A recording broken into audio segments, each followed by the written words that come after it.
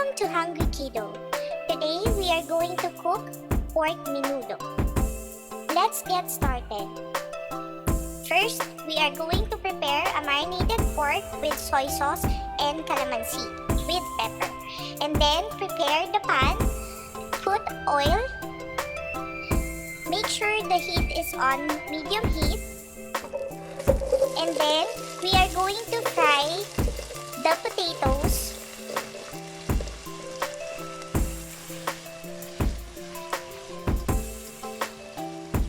After a minute or two, we can add the carrots. Let's pan fry the carrots and the potatoes for about 3 to 5 minutes. And then set it aside.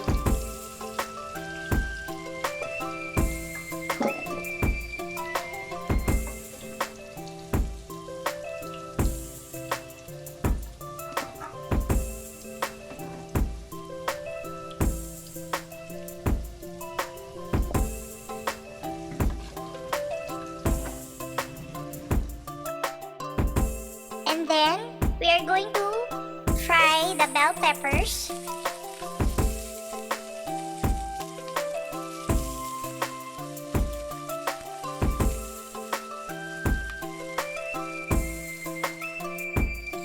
And then set aside.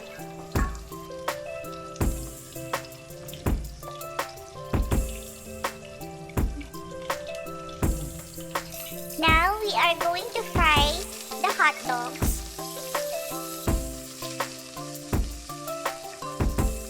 And then we're going to set it aside.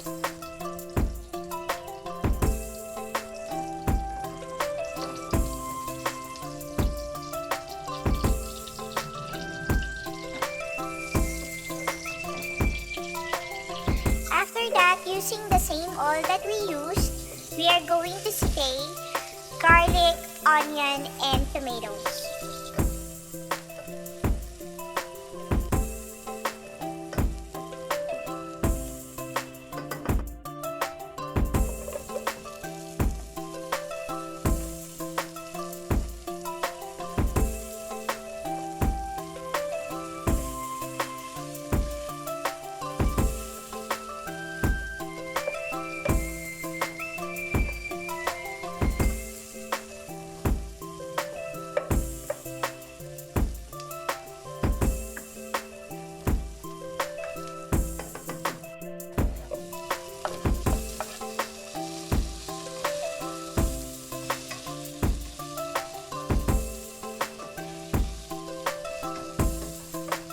After that, we are going to add the marinated pork.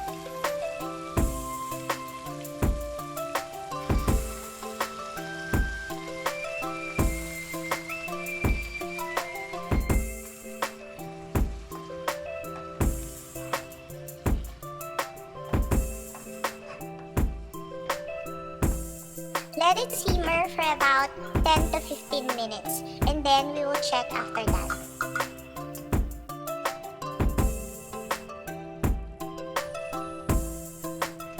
I added water after 15 minutes to make sure the pork is cooked.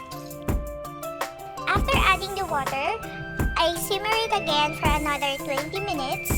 After 20 minutes, I added oyster sauce,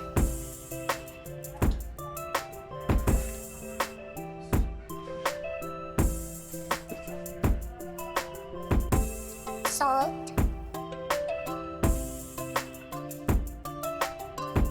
pepper,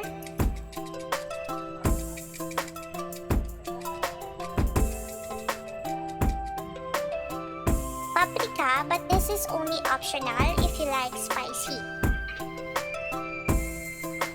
and then chicken powder. I also added a little bit of chili flakes and bay leaf.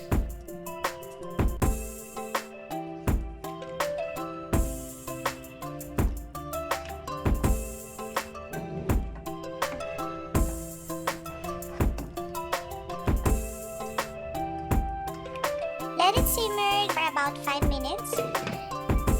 Once the pork is tender, we can add the tomato sauce,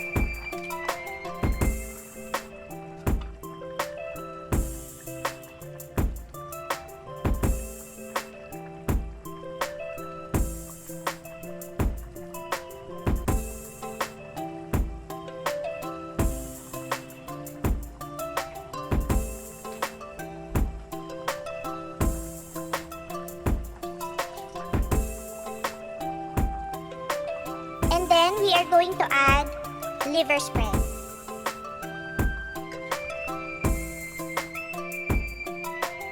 And banana ketchup. I also added a little bit of fish sauce and a little bit of brown sugar.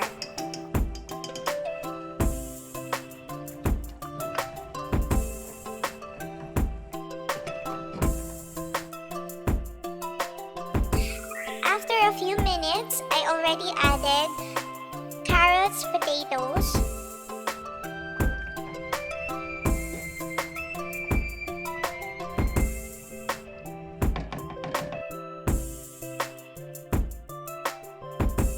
hot dogs,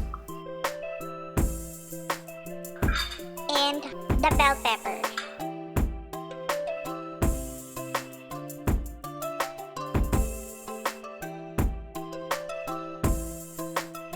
Lastly, we are going to add the green peas. And then that's it. We already finished cooking pork menudo.